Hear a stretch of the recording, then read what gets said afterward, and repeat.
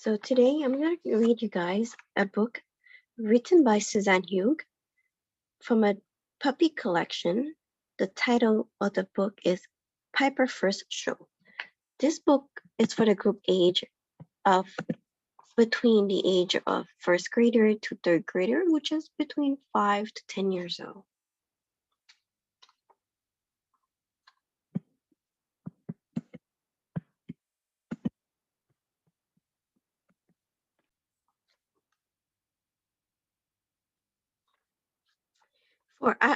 For adorable Johan Tanho and his Paul Summit. Chapter 1. There were 10 puppies. No, maybe 20. They were all sitting in a row, looking up at Cat. Some were gray, some were white, some were brown. One was black with a white tail.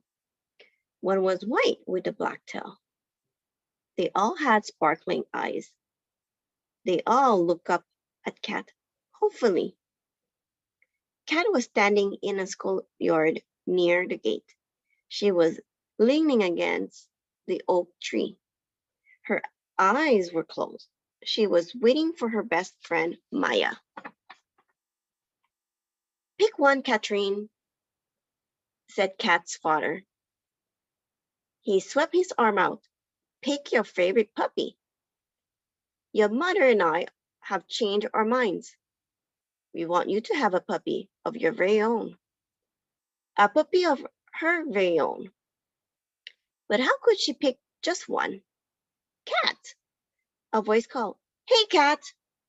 Cat kept her eyes closed. It was a chilly autumn afternoon, but she didn't want to move. She didn't want her eyes daydream to end. It was her favorite one in the world. In real life, her parents will not allow her to get a puppy. They said they didn't have enough time to look after one. There was a red Irish setter sitting next to a gangly Great Dane puppy.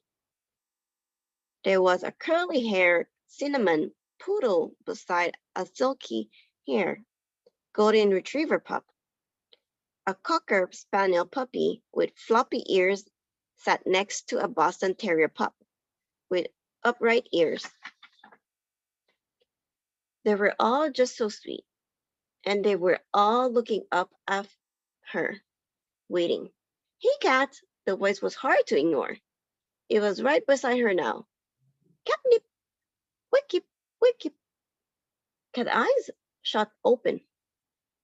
It was her best friend, Maya, of course. She was the only one who could get away with calling her Catnip. Maya thought it was funny that a girl who loved dogs so much was called Cat, short for Catherine. She liked to tease Cat about it. Often Cat teased her back. It was okay because she and Maya had been best friends forever. They couldn't remember a time they didn't know each other. They had gone to the same nursery school. They had played soccer together and taken swimming lessons together. They didn't look to do exactly the same things, but they did share many interests. And the most important one was dogs. Maya loved dogs as much as Cat did. Catnip, done with daydreaming for now? Maya said with a grin. I thought your Aunt Jen wanted us to come right after school. You did say there is a puppy waiting for us at Tails Up. So, anytime you're ready? Okay, I'm ready, Cat said, making a face at Maya. Come on, let's go. Tail Up? Grooming and Boarding was the dog grooming salon owned by Cat's aunt. She had opened it just a short time ago. It had been a success since the very first day. Recently, Aunt Jane had hired a receptionist, but she needed extra help. When Puppy came to stay overnight, that wasn't she counted on Cat and Cat's friend Maya and Grace to lend a hand. Where's Grace? Maya asked. Has they headed to the salon? Isn't she coming? She's going to meet us here, us there. explained Kat. She had to drop some books at the library first. When the girls came to the main street of Orchard Valley, they turned a corner and head along the sidewalk. They hurried past a restaurant, the barber shop, the bank, and several stores. When they got to Tell Up, they saw Grace waiting outside. She was breathing hard. I ran to the library and then to there, she explained with a grin. I didn't want to miss anything. Kat smiled at her.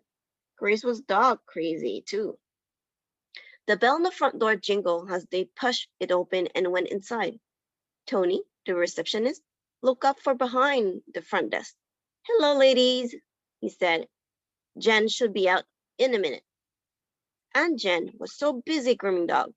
She didn't have time to answer the phone or make appointments. Tony took care of all of that now. Tony had a 15-year-old tabby cat, Marmalade. She went everywhere with him. She sat high up on the counter and looked down on all the dogs that came and went. Hi, Tony, the girls replied. How are you today, Marmalade? Cat added. The girls stroked the elderly cat. She pretended she didn't care. But she purred loudly. As always, knobby on the outside and marshmallow on the inside, Tony said with a grin. Then the phone rang and he turned to answer it. There were two customers in the waiting room. An elderly man sat on a couch with a shaggy German shepherd lying at his feet. A woman with red hair sat in chair with a red-haired Pomeranian on her lap. The woman bent down to kiss the top of her dog's head. Look, Maya nudged Kat and Grace.